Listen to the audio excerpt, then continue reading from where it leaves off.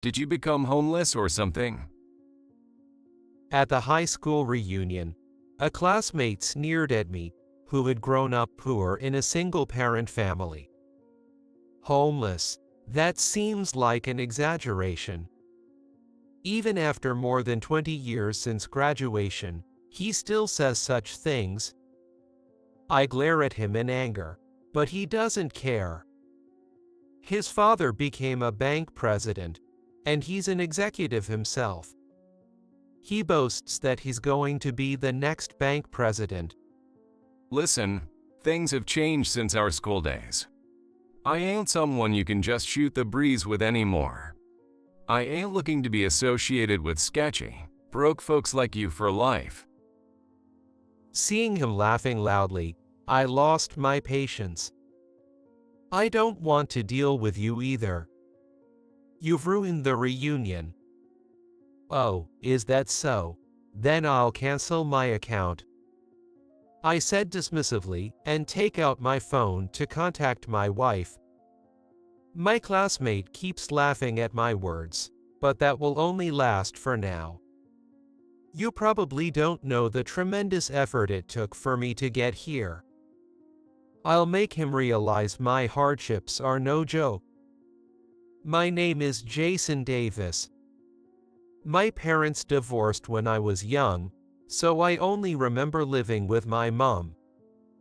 Being a single-parent family, we must have been financially strained.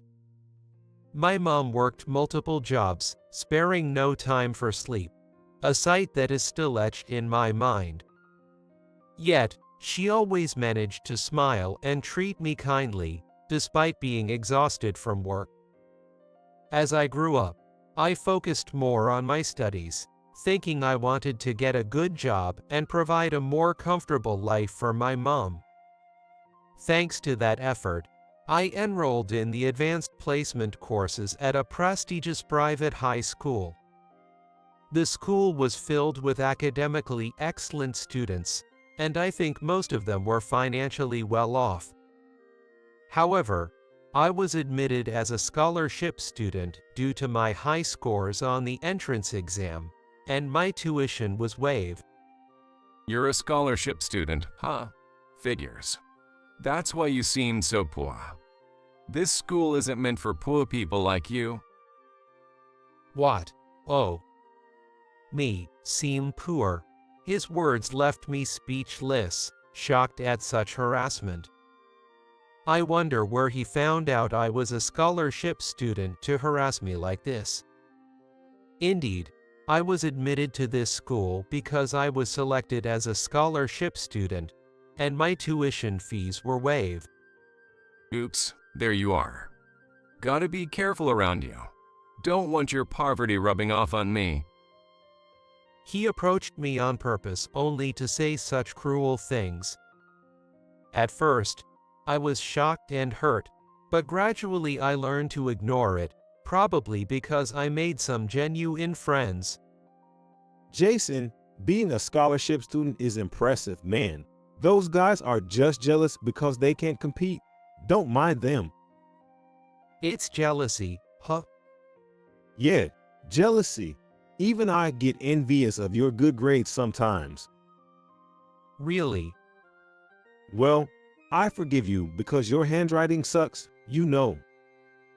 What's that supposed to mean? Stop it, man. He would say things like that in jest to encourage me. Thanks to this, I realized I had no time for such petty harassment and could focus solely on my studies. It goes without saying that I studied tirelessly throughout my 3 years of high school.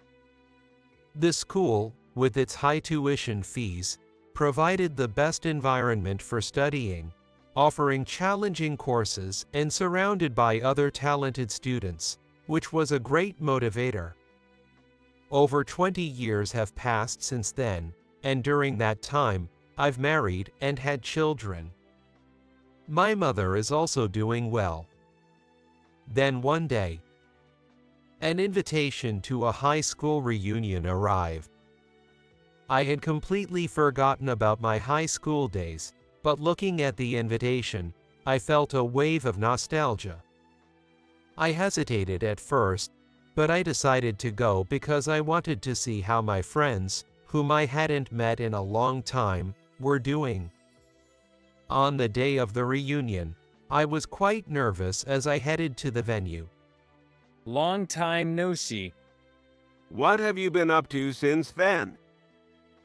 The spacious venue was filled with many classmates, and such conversations could be heard everywhere. I too found familiar faces and reminisced about old times. Before I knew it, my nervousness had disappeared, as if it was never there. Let's toast to this long-awaited reunion. Yay, cheers. I think I was somewhat giddy about reuniting with my classmates. It felt like I had gone back to my student days. Then, as I finished my beer and was about to get another, someone called out from behind. Hey, you. A man placed his hand on my shoulder and spoke. Who could it be? I turned around nonchalantly. I knew it. You're Jason, the poor guy, right? As soon as that classmate saw my face, he teased and sneered with a grin. Oh, you. As soon as I saw that smirking face, the good mood I had was blown away. Even after more than 20 years, his unpleasant, reminiscent smile was instantly recognizable. This guy, Neil Harris in high school, always ridiculed and despised me for being poor. We're in different leagues. This school isn't for poor people like you.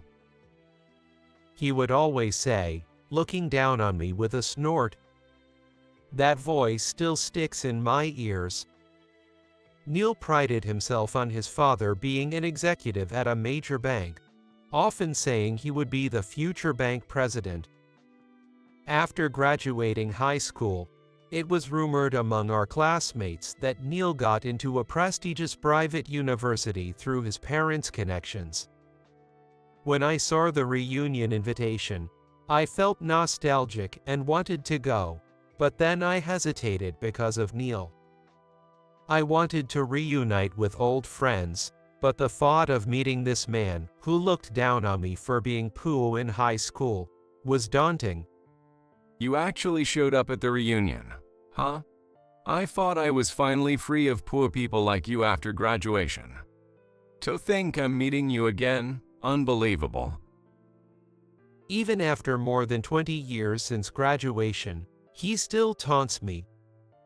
People are supposed to grow up.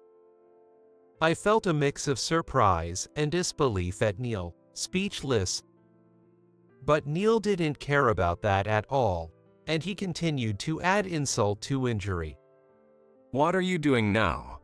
Became homeless or something, huh? Homeless. That's surely an overstatement. Why do I have to hear this from him? I tried not to engage, but couldn't help frowning. Hey, what's with that face, man? Seeing me, Neil laughed as if it was funny. Does he not realize I am displeased, or is it the lowest of humanity to enjoy seeing someone upset? Not noticing is a problem in itself. I realized through Neil that aging and growing up are different things. Neil, you really haven't changed. I've changed. My dad became the bank president, and I'm an executive now, set to be the next president. But that's beyond your imagination. He said boastfully, narrowing his eyes at me. That contemptuous look, filled with malice, was something I saw for the first time. So, unlike in our school days, I'm not someone you can just casually talk to now.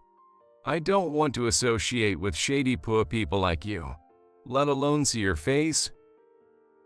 He initiated the conversation, yet I didn't want to see his face either. Just as I was about to respond, Neil loudly commanded, This is not a place for you. Got it? Get out of here now. What's with the arrogance?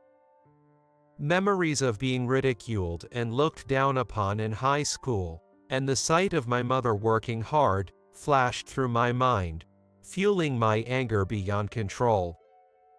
Oh, I see. You don't want anything to do with me, right? The feeling is mutual. Oh, first time we ever been on the same page. You bottom feeder. Then, as a start, I'll cancel all my accounts at your bank. To Neil, who laughed mockingly, I coldly announced. What are you talking about? Your account must be like, what, $10? That won't hurt us a bit. Do whatever you want. Neil looked at me with the same unpleasant smirk he had in high school. Really? Are you sure? Don't act all high and mighty just because you're poor. Just go ahead and cancel it. Neil seemed irritated by my repeated words and threw back a dismissive remark. Humph, don't come regretting later. You think you can make me regret? As if there's anything about you worth that, see ya. With that, Neil walked away. Indeed, he probably never thought of me beyond someone to mock and scorn. Once Neil was gone, I immediately took out my phone and called my wife. Hey, it's me, Yale. Cancel the account at that bank and transfer it to the other one. Yes, all of it, thanks. This would surely make Neil lose his arrogance. Serves him right. I was going to make him truly regret his words. Feeling like I had accomplished something, I grabbed a new glass and headed back to where my old friends were. The next morning, I noticed multiple missed calls from the same number on my phone. It was an unfamiliar number, but I had a hunch and answered after several attempts. Hello, it's me, Neil. I was wrong yesterday. Neil's voice sounded almost tearful over the phone. What's up with you all of a sudden? Feigning ignorance in my response, Neil's voice grew desperate as he pleaded. Please revert the account. I beg you. You told me to do as I please, right? That's why I canceled it. I just took you at your word. I didn't know you were such a major client. I had no idea you were the representative of such a big hospital. Even if you say so, you were the one who unilaterally decided I was a homeless, poor person. If it gets out that a major account was canceled because of me, both my father and I will be in trouble. I'll do anything. Please reverse the cancellation.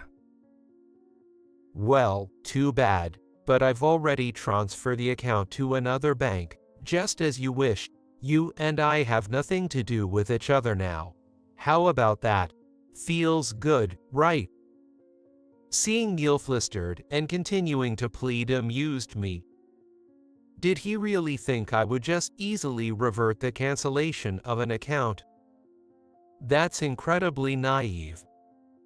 To note, the amount I had in Neil's bank included both my personal and the hospital accounts I represent, totaling about $50 million, and I had loans with them too, all of which I had already transferred to a rival bank of Neil's.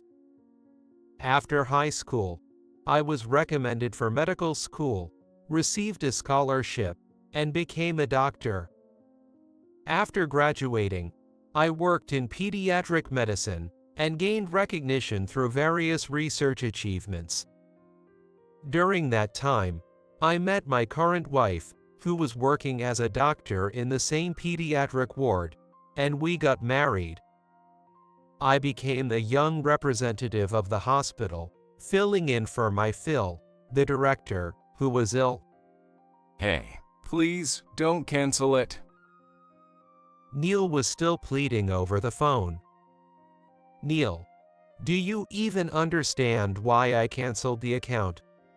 Yeah, I was wrong. Sorry for mocking you for being poor. It was just a joke. Why get so mad? Huh, what's that supposed to mean? Facing Neil's unapologetic and absurd remarks, my anger turned to disbelief, and I couldn't help but sigh.